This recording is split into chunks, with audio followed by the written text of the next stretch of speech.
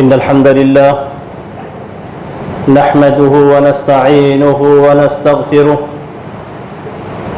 ونعوذ بالله من شرور أنفسنا ومن سيئات أعمالنا من يهده الله فلا مضل له ومن يضلل فلا هادي له وأشهد أن لا إله إلا الله وأشهد أن محمدًا عبده ورسوله يا أيها الذين آمنوا اتقوا الله حق تقاته ولا تموتن إلا وأنتم مسلمون يا أيها الناس اتقوا ربكم الذي خلقكم من نفس واحدة وخلق منها زوجها وبث منهما رجالا كثيرا ونساء واتقوا الله الذي تساءلون به والأرحام إن الله كان عليكم رقيبا يا أيها الذين آمنوا اتقوا الله وقولوا قولا سديدا يصلح لكم أعمالكم ويغفر لكم ذنوبكم ومن يطع الله ورسوله فقد فاز فوزا عظيما أما بعد فإن خير الحديث كتاب الله وخير الهدي هدي محمد صلى الله عليه وسلم وشر الأمور محدثاتها وكل محدثة بدعة وكل بدعة ضلالة وكل ضلالة في النار أعوذ بالله من الشيطان الرجيم بسم الله الرحمن الرحيم وما كان المؤمنون لينفروا كافة فلولا نفر من كل فرقة منهم طائفة ليتفقهوا في الدين ولينذروا قومهم إذا رجعوا إليهم لعلهم يحذرون. حاضرین جمعہ، میرے عزیز اسلامی بھائیوں اور بہنوں، اللہ تبارک و تعالیٰ نے نبی اکرم صلی اللہ علیہ وسلم کو ایک ایسی شریعت دی ہے جو شریعت ہمیشہ باقی رہنے والی ہے. یہ شریعت جو نبی اکرم صلی اللہ علیہ وسلم کو دی گئی ہے، یہ شریعت جو سابقہ شریعتیں ہیں اس سے مختلف ہیں. نبی اکرم صلی اللہ علیہ وسلم سے پہلے ہر نبی کو اس کے قوم کی جانب بھیجا جاتا تھا. ہر نبی کو ایک خاص شریعت کو دے کر بھیجا جاتا تھا اور اس قوم کے افراد اس شریعت کے مطابق عمل کرتے تھے، اور پھر جو دوسرے نبی آتے تو سابقہ شریعت منسوخ ہو جاتی تھی اور بعد کی جو شریعت ہوتی ہے اس کو قبول کیا جاتا تھا. یہ سارے انبیاء کرام کا معاملہ تھا اور سارے انبیاء کرام کو اسی طریقے سے شریعت دی گئی تھی. کچھ انبیاء کرام کو ایسا دیا گیا کہ جو شریعتیں پہلے موجود تھی ان شریعتوں کے مطابق اسی شریعت کو عمل کرنے کے لیے اپنی قوم کو دعوت دیتے تھے. لیکن نبی اکرم صلی اللہ علیہ وسلم کا معاملہ دوسرے انبیاء کرام سے الگ تھا. نبی اکرم صلی اللہ علیہ وسلم کو جو شریعت دی گئی، یہ شریعت رہتی دنیا تک کے لیے دی گئی ہے. اب نہ کوئی نبی آنے والا ہے اور نہ ہی کوئی دوسری شریعت نازل ہونے والی ہے. اسی شریعت کو جو نبی اکرم صلی اللہ علیہ وسلم کو دی گئی ہے، اسی شریعت کو آگے بڑھانا ہے. اسی شریعت کو ہمیں اپنی اگلی نسل تک پہنچانا ہے اور پھر اس نسل کو اس شریعت کو آنے والی اگلی نسلوں تک پہنچانے کی ذمہ داری دی گئی ہے. اسی لیے نبی اکرم صلی اللہ علیہ وسلم نے فرمایا کہ العلماء ورثۃ الانبیاء، کہ علماء یہ انبیاء کے وارث ہیں، اور انبیاء کی وراثت دینار اور درہم کی شکل میں نہیں ہے کہ انبیاء نے دینار اور درہم یا پراپرٹی چھوڑی ہے جس کو تقسیم کیا جائے گا اور علماء اسے لے لیں گے. نہیں، بلکہ علماء जिस अम्बिया के वारिस हैं और उनको मिरास में जो चीज़ें मिली हैं वो अल्लाह तबारक व तआला की किताब और नबी अकरम सल्लल्लाहु अलैहि वसल्लम की सुन्नत है। इन दोनों चीज़ों को अम्बिया किराम ने जैसे पहली उम्मतों में शरीयतों को थामते थे, इसी तरीके से इस उम्मत के उलमा इन दोनों चीज़ों को थाम कर लोगों तक पहुँचाएंगे। उलमा की ज़िम्मेदारी है कि वो किताबुल्लाह के अंदर जो अहकाम बयान किए गए हैं वो लोगों तक पहुँचाएँ। उलमा की ज़िम्मेदारी है कि वो नबी अकरम सल्लल्लाहु अलैहि वसल्लम की अहादीस में जो बातें बताई गई हैं उन्हें लोगों तक पहुँचाएँ। ज़ाहिर सी बात है कि उलमा के पास अल्लाह तबारक व तआला की जानिब से वही नहीं आएगी। उलमा खुद ब खुद अपनी माँ के पेट से आलिम बनकर जन्म नहीं लेंगे। उसके लिए ज़रूरी है कि एक शख्स से तैयार हो, जाकर शरीयत का इल्म हासिल करे और शरीयत का इल्म हासिल करने के बाद उसमें पुख्तगी हासिल करे और वहाँ से वो आलिम बने। जिस तरीके से दुनिया के मामलात को हम देखते हैं कि कोई भी शख्स माँ के पेट से इंजीनियर बनकर नहीं निकलता है, कोई भी शख्स माँ के पेट से डॉक्टर बनकर नहीं निकलता है, कोई भी शख्स अपनी माँ के पेट से साइंटिस्ट बनकर नहीं निकलता है। हर किसी को सीखना होता है, पढ़ना होता है और पढ़ने के बाद वो दुनिया के उमूर में भी कुदरत हासिल करता है, डॉक्टर बनता है, इंजीनियर बनता है, साइंटिस्ट बनता है और दूसरी चीज़ें जो दुनिया से मुताल्लिक है उनमें महारत हासिल करता है। ऐसे ही दीन के मामले में भी है। दीन के मामले में भी कोई भी आलिम माँ के पेट से आलिम बनकर नहीं निकलता है, बल्कि उसे शरीयत का इल्म हासिल करना होता है और शरीयत का जब इल्म हासिल कर लेता है तो उसके बाद वो आलिम बनता है और लोगों को इल्म सिखलाता है। मुसलमानों के ताल्लुक़ से अगर देखा जाए तो मुसलमानों के ताल्लुक़ से अल्लाह तबारक व तआला फरमाता है वमा कानल मुमिनून लियनफिरू काफ़ा। सारे मुसलमानों को निकलना नहीं है, सारे मोमिनों को निकलना नहीं है। ये आयत करीमा जो नाजिल हुई है उसका इब्तदाई हिस्सा वमा कानल मुमिनून लियनफिरू काफ़ा ये जिहाद के ताल्लुक़ से है, लेकिन उसके बाद जो बात जिक्र की गई है वो दीन की तालीम से मुताल्लिक़ है कि दीन की तालीम के लिए सारे मुसलमानों को निकलना नहीं है कि सारे मुसलमान निकल कर सब की सब आलिम बने, नहीं, ऐसा हुक्म नहीं दिया गया है।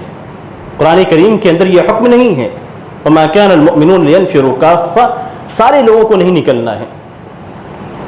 लेकिन पूरी उम्मत की एक ज़िम्मेदारी है और उस ज़िम्मेदारी को अदा करने के लिए पूरी उम्मत में से कुछ लोगों को मुंतखब होना ये ज़रूरी है।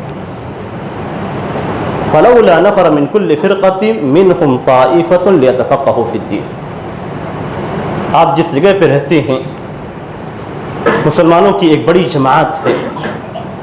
इस मुसलमानों की जमात में से कुछ लोग ऐसे पैदा होने चाहिए और कुछ लोगों को ऐसा हमें तैयार करना है, कुछ लोगों को हमें निकालना है और निकाल कर उन्हें तैयार करना है। किस लिए? फलौला नफ़र मिन कुल्लि फ़िरक़तिन मिनहुम ताइफ़तुन लियतफ़क़्क़हू फ़िद्दीन। दीन का गहरा इल्म हासिल करें, दीन का सतही इल्म नहीं। जहाँ पे कहा गया लियतफ़क़्क़हू फ़िद्दीन, दीन का गहरा इल्म हासिल करने के लिए वो निकलें। कहाँ से निकलेंगे? जाहिर सी बात है हमारे बच्चे होंगे। जहाँ पे मुसलमानों की जमात रहती है उस जमात में से कुछ लोगों को निकलना है। कौन निकलेगा? क्या हम इंतज़ार करेंगे कि फ़लाँ शख्स निकले वो अपनी औलाद को आलिम बनाए? क्या हम ये इंतज़ार करेंगे कि हमारे अलावा दूसरा शख्स उठे और वो अपने बच्चों को आलिम बनाए? क्या हम इंतज़ार करेंगे कि ज़िम्मेदारी हमारी नहीं है, कुरान में कह दिया गया है तो कोई भी शख्स इसको अदा करे, हमारी ज़िम्मेदारी नहीं है? अगर ऐसे हम सोचने लगेंगे और हमारी सोच का अंदाज़ ये हो जाएगा तो नतीजा ये होगा कि किसी भी घर से कोई भी बच्चा आलिम पैदा नहीं होगा। नतीजा ये होगा कि हमारी सोसाइटी के अंदर कोई भी आलिम बाकी नहीं रहेगा। नतीजा ये होगा कि सारे जाहिल होंगे اور کوئی بھی شخص ایسا نہیں ہوگا جو انہیں دین کی تعلیم دے۔ ذمہ داری ہمارے اوپر دی گئی ہے۔ یہ نہیں کہا گیا کہ پوری امت سے چند علماء نکلنے چاہیے، نہیں، اللہ تبارک و تعالیٰ نے کیا فرمایا؟ فلولا نفر من کل فرقہ۔ فرقہ کا مطلب یہ ہوتا ہے کہ جہاں پہ بڑی تعداد میں لوگ رہتے ہیں۔ مسلمانوں کی بڑی تعداد کو فرقہ سے تعبیر کیا جاتا ہے، جس کو ہم اپنی زبان میں جماعت کہتے ہیں، کہ مسلمانوں کی جماعت وہاں پہ رہ رہی ہے۔ اس میں سے کتنے لوگوں کو نکلنا ہے؟ کم لوگوں کو بھی نکل کے اگر 3 سے 4 8 10 9 تک کی تعداد بھی، اگر مثال کے طور پہ اس بھٹکل شہر میں اگر 3 سے 9 علماء بھی پیدا ہو جاتے ہیں جو اچھے قسم کے عالم ہوں، جن کے پاس دین کا گہرا علم ہو، تو بھٹکل شہر والوں کے لیے کافی ہو جائے گا، اس آیت کریمہ پہ عمل ہو جائے گا۔ لیکن اگر ایسے لوگ پائے نہیں گئے تو قرآن کریم کے اندر جو کہا گیا ہے فلولا نفر من کل فرقہ، فلولا، کیوں نہیں ایسا ہوتا ہے؟ قرآن کریم کے اندر کہا گیا کہ ایسا کیوں نہیں ہوتا ہے کہ آپ میں سے کچھ لوگ نکلے اور نکل کر دین کا گہرا علم حاصل کریں۔ گہرا علم حاصل کرنے کے لیے کہیں بھی جانا پڑے، جہاں پہ علماء موجود ہوں، جہاں پہ وہ جائیں، جا کر دین کا گہرا علم حاصل کریں۔ وَلِيُنذِرُوا قَوْمَهُمْ إِذَا رَجَعُوا إِلَيْهِ، جائیں، جا کر دین کا علم حاصل کریں۔ آپ کے شہر میں موجود ہے، اگر آپ کے شہر میں وہ چیز موجود ہے تو شہر میں آپ بھیجیں، اور شہر سے باہر اگر ہے تو شہر سے باہر ان کو بھیجا جائے اور جا کر وہ دین کا علم حاصل کریں۔ اس کے بعد لوٹ کر آئیں تو جو اصل فریضہ ہے اس فریضے کو انجام دیں، اپنی قوم کے لوگوں کو ڈرائیں کہ یہ گناہ کا کام ہے، یہ بھلائی کا کام ہے، اس طریقے سے کرنا چاہیے، یہ مسلمان کو نہیں کرنا چاہیے۔ وَلِيُنذِرُوا قَوْمَهُمْ إِذَا رَجَعُوا إِلَيْهِ، سیکھ کر آئیں تو اس کے بعد اپنی قوم کو دعوت دیں۔ لَعَلَّهُمْ يَحْذَرُونَ، اگر وہ ایسا کریں گے تو قرآن کریم کے اندر لعل کا لفظ یقین کے معنی میں آتا ہے، کہ اگر وہ ایسا کرتے ہیں تو یقینی معنوں میں لوگ اللہ تبارک و تعالیٰ سے خوف کھائیں گے اور گناہوں سے اپنے آپ کو بچائے رکھیں گے۔ آیت کریمہ کو جب پڑھا گیا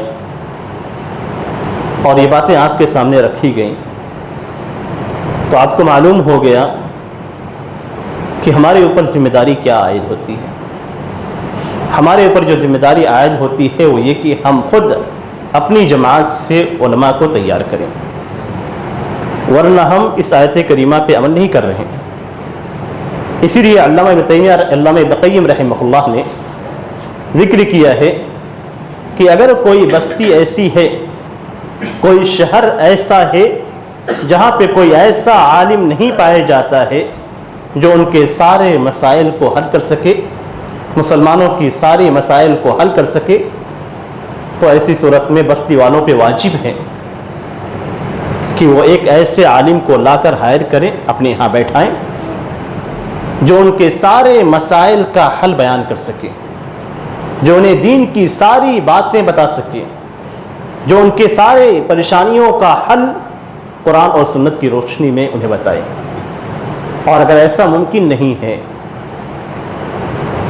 تو علامہ ابن قیم رحمہ اللہ کہتے ہیں کہ اس بستی اور شہر والوں پہ واجب ہو جاتا ہے کہ اس شہر کو چھوڑ کر وہ اس مقام پر ہجرت کر جائیں۔ انہوں نے ہجرت کا لفظ استعمال کیا ہے کہ اس مقام پہ ہجرت کر جائیں جہاں پہ عالم پایا جاتا ہے اور جا کر وہاں پہ بسیں۔ یہ علم دین کی اہمیت ہے۔ اور یہ چیز کہاں سے شروع ہوگی؟ جب ہم اپنے بچوں کو، چھوٹے بچوں کو اسلامی تعلیمات دینا شروع کریں گے، ہم اپنے چھوٹے بچوں کو ابتدا سے ہی اسلام کی جانب لے آئیں گے، اپنے چھوٹے بچوں کو ابتدا سے ہی مدارس کے اندر داخل کریں گے۔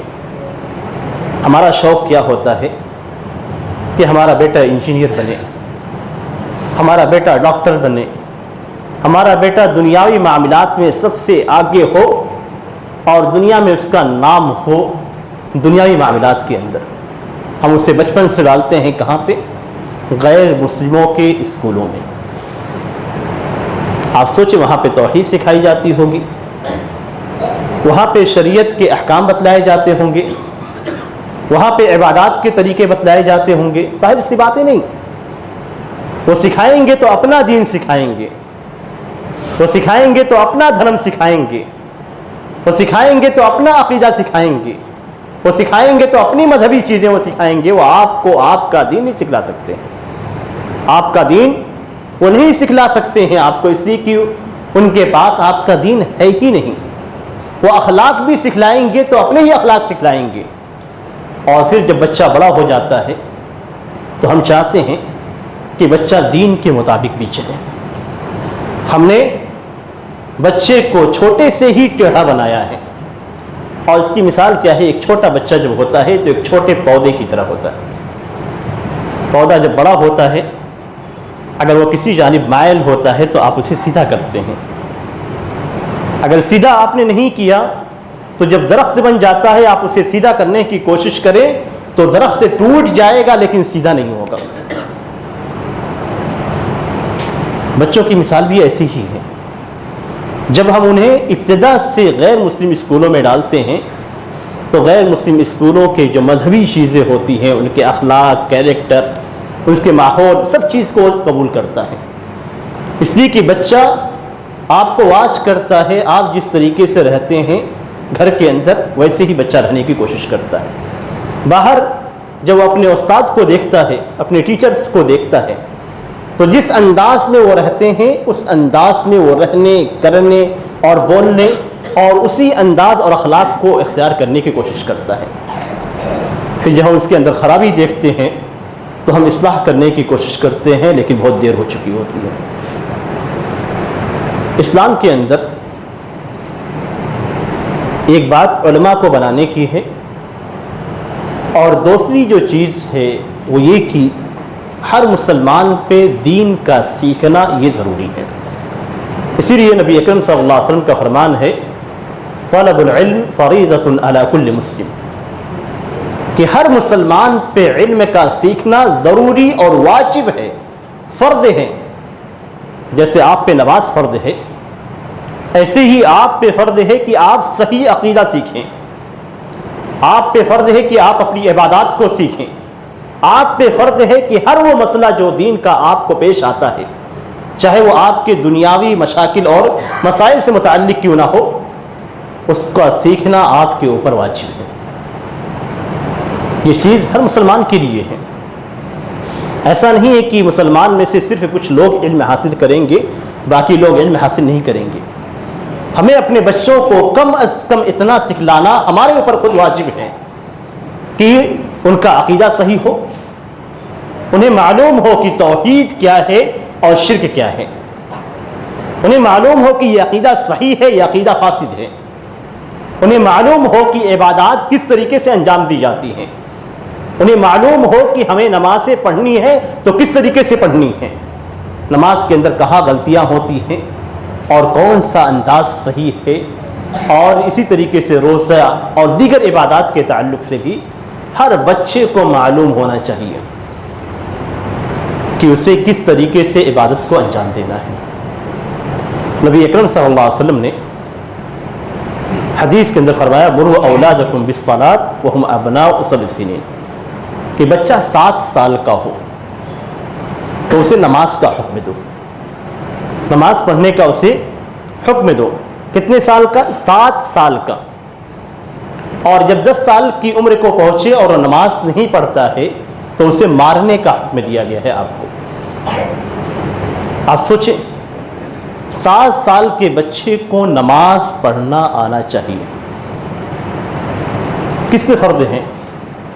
آپ پہ فرض ہے. بچہ چھوٹا ہے, آپ پہ فرض ہے کہ آپ بچے کو نماز کا صحیح طریقہ سکھلائیں. ہر چیز عالم سے ہی نہیں سیکھی جاتی ہے, یا عالم کے پاس نہیں ڈالا جاتا ہے ہر چیز میں کہ ہم عالم کے پاس ڈال کر اپنی ذمہ داری سے الگ ہو جائیں. نہیں, ہماری اپنی ذمہ داری بھی ہے, اور وہ ذمہ داری یہ ہے کہ نماز کا صحیح طریقہ ہمیں آنا چاہیے تاکہ ہم اسی طریقے کو بچے کو سکھائیں. یہ نبی اکرم صلی اللہ علیہ وسلم کا فرمان ہے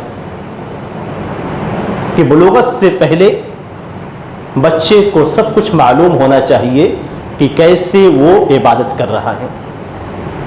7 سال کی عمر میں 7 سال کی عمر میں اسے یہ بھی معلوم ہونا چاہیے کہ وہ عبادت کو انجام دے رہا ہے تو کس کے لیے عبادت کر رہا ہے۔ توحید بھی معلوم ہونی چاہیے، اس لیے کہ بچہ کھڑا ہو کر نماز پڑھ رہا ہے تو کس کے لیے پڑھ رہا ہے، یہ چیز تو اسے معلوم ہونی چاہیے۔ کیا آپ نے 7 سال کے بچے کو توحید کی موٹی موٹی باتیں سکھائیں؟ کہاں سے سکھائیں گے آپ؟ بچہ جاتا ہے صبح اسکول کے اندر، شام میں لوٹتا ہے، اس کے پاس ہوم ورک کا انبار ہوتا ہے، اور پھر اس کے بعد تھکنے کے بعد وہ سو جاتا ہے۔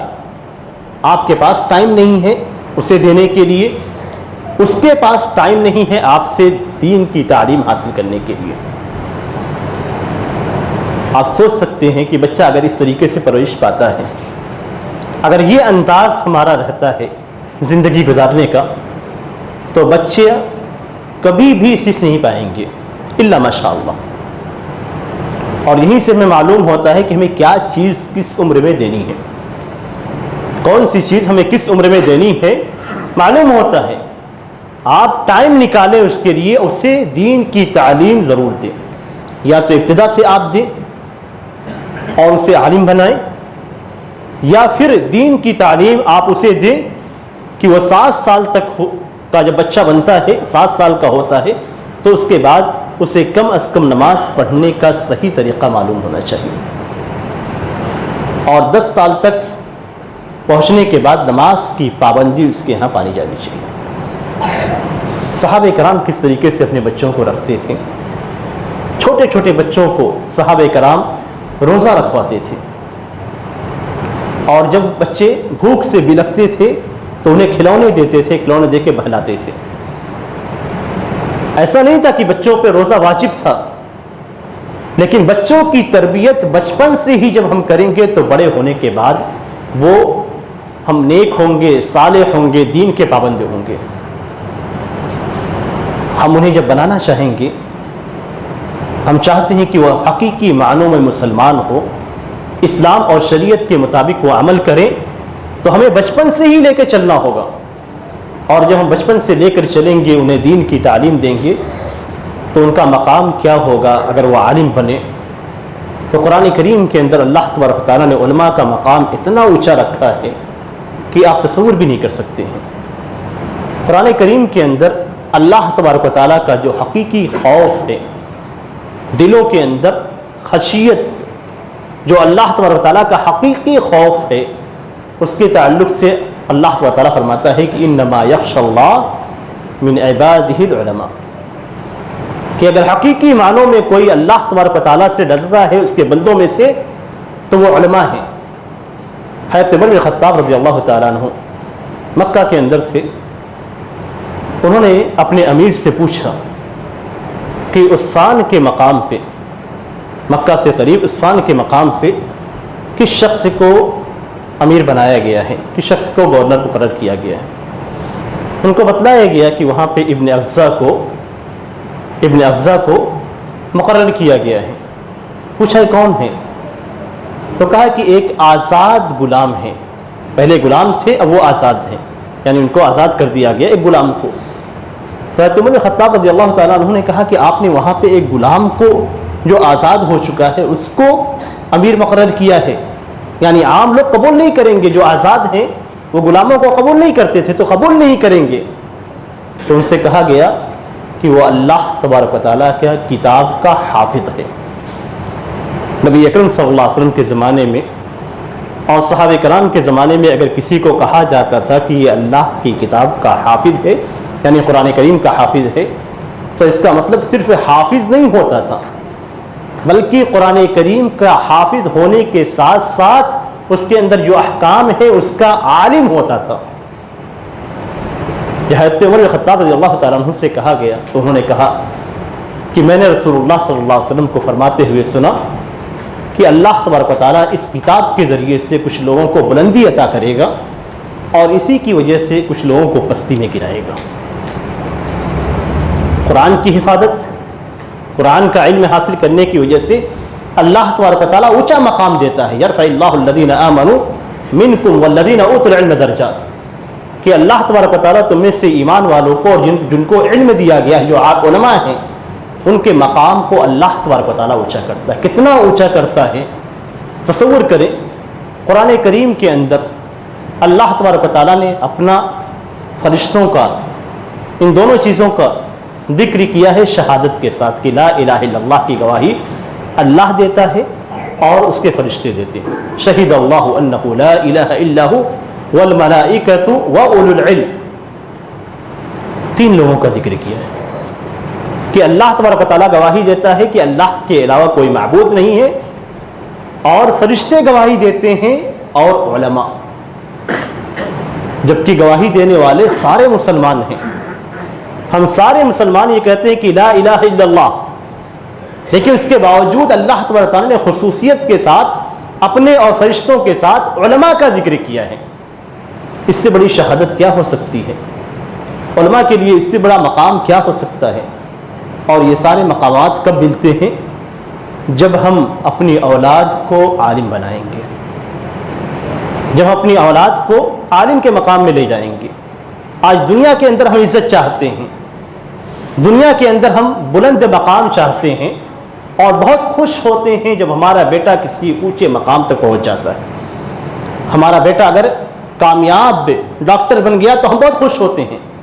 ہمارا بیٹا اگر کامیاب انجینئر ہے تو ہم خوش ہوتے ہیں. دنیاوی امور میں اگر ہمارے بیٹے اوپر پہنچ جاتے ہیں اور ان کا نام ہوتا ہے تو بڑی دل کو خوشی محسوس ہوتی ہے. آپ ذرا سوچیں کہ اگر آپ نے اپنے بیٹے کو عالم بنایا اور کل قیامت کے دن اللہ تبارک و تعالیٰ نے ساری مخلوق کے سامنے اس کے مقام کو بلند کیا تو آپ کو کتنی خوشی ہوگی. آپ سوچیں ایک بار. دنیا کا تصور چھوڑ دیجئے، چند دنوں کے بعد مر جائیں گے، آپ بھی مر جائیں گے، آپ کے بیٹے بھی مر جائیں گے، اور وہ ساری عزت اور خوشی اور رتبہ اور مقام سب ختم ہو جائے گا قبر میں جانے کے ساتھ ہی. لیکن آخرت کا جو مقام ہوگا وہ مقام آپ کا اللہ کے ہاں بلند ہوگا، اور اللہ تبارک و تعالیٰ کے ہاں مقام بلند ہونے کے ساتھ ساتھ جنت میں آپ کے درجات کو بلند کیا جائے گا. صرف آپ کے درجات کو نہیں، بلکہ اللہ تبارک و تعالیٰ نے ان لوگوں کا بھی ذکر کیا ہے جو ذریت کے اندر شامل ہیں. الحقنا بہم ذریتہم، کہ ان کے مقام کی وجہ سے ان کی اولاد کے جو مقام نیچے ہوں گے، درجات نیچے ہوں گے، تب بھی اللہ تبارک و تعالیٰ ملا دے گا. یہ اللہ تبارک و تعالیٰ انہیں وہ چیز دے گا جو دوسروں کو نہیں دیتا ہے. مقام اونچا ہوا، اولاد کے اعمال نیچے رہے، ان کے درجات نیچے رہے، تو اللہ تبارک و تعالیٰ ان کے بچوں کے درجات کو بھی، یعنی آنے والی نسل کے درجات کو بھی ان کے ساتھ ملا دے گا. آپ کے لیے شفاعت کریں گے، آپ کے لیے جنت سے رکنے کا سبب بنیں گے، آپ کے لیے صدقہ جاریہ بنیں گے. اس سے زیادہ کیا چیز چاہیے آپ کو؟ آپ مر گئے، قبر کے اندر ہیں، آپ کے اعمال کا سلسلہ ختم ہو گیا، لیکن یہ بندہ، یہ بیٹا جو شریعت کا علم دے رہا ہے، شریعت کو سکھلا رہا ہے، شریعت کے بارے میں بتلا رہا ہے، جتنے بھی اعمال کرتا ہے وہ سارے اعمال آپ کے لیے بھی ہو جاتے ہیں. پھر جتنے لوگ اس پہ عمل کریں گے، پھر اس کے بعد جتنے لوگ اس پہ عمل کریں گے، اس طریقے سے سلسلہ اگر جاری رہا تو ہمیشہ آپ کو آپ کے قبر کے اندر موجود ہونے کے باوجود آپ کے عمل میں اضافہ ہوتا جائے گا. کیا چاہیے اس کے علاوہ؟ انسان کیا چاہتا ہے؟ یہی چاہتا ہے کہ اسے جنت ملے، جنت کے اندر بلند درجات ملے، اس کی جو کوتاہیاں ہیں، غلطیاں ہیں اور اس کے جو گناہ ہیں وہ گناہ کم ہو جائیں یا مٹ جائیں اور اس کی نیکیاں بڑھتی چلی جائیں. ہماری کوشش تو یہی ہوتی ہے، اور یہی ایک مومن کی کوشش بھی ہونی چاہیے کہ ہمیشہ کوئی ایسا کام کر کے دنیا سے جائے کہ آگے اس کی نیکیوں کا سلسلہ ختم نہ ہو. اسی لیے ہم مسجدیں بناتے ہیں، اسی لیے مسجدوں کی بنانے میں ہم حصہ لیتے ہیں تاکہ صدقہ جاریہ بن جائے ہمارے لیے. لیکن اگر ہم اولاد کو بناتے ہیں تو یہ ایسا صدقہ جاریہ ہے جو ختم ہونے والا نہیں ہے. آپ نے مسجدوں میں حصہ لیا، ایک مدت کے بعد اس عمارت کو گرا دیا جائے گا. کیوں؟ اس لیے کہ مصلیان کی تعداد بڑھ چکی ہے، یا عمارت پرانی ہو چکی ہے، اب گرنے والی ہے تو اسے ختم کیا جائے گا. آپ کا سلسلہ منقطع ہو سکتا ہے، لیکن اگر آپ نے اولاد کو عالم بنایا اور انہوں نے اپنے علم کو پھیلایا، اور پھر علم لینے ہونے والوں نے بھی علم کو پھیلایا، اس طریقے سے سلسلہ جاری رہا، تو قیامت تک آپ کی نیکیاں ختم نہیں ہوں گی. اسی لیے ہمیشہ ہماری کوشش یہ ہونی چاہیے کہ ہم اپنی اولاد میں سے کم از کم ایک کو ضرور دین کا علم سکھائیں، ایسا علم جو ہمارے لیے خود صدقہ جاریہ بن جائے. ایسا عالم بنائیں کہ خود ہمارے لیے صدقہ جاریہ بن جائے. اس لیے کہ یہ ساری چیزیں جو دنیا کی ہیں وہ سب ختم ہو جائیں گی، لیکن نیکیوں کا سلسلہ انشاءاللہ کبھی بھی ختم نہیں ہوگا. اللہ تبارک تعالیٰ سے دعا ہے کہ اللہ تبارک تعالیٰ ہمیں دین کی سمجھ عطا فرمائے، ہمیں دین پہ عمل کرنے کی توفیق عنایت فرمائے، اور ہماری نسلوں کو عالم بنائے تاکہ ہماری نیکیوں کا سلسلہ ہمیشہ دراز رہے. بارک اللہ لی ولکم فی القرآن العظیم ونفعنی وإیاکم بما فیہ من الآیات والذکر الحکیم، انہ تعالی جواد کریم ولکم بر رؤوف الرحیم.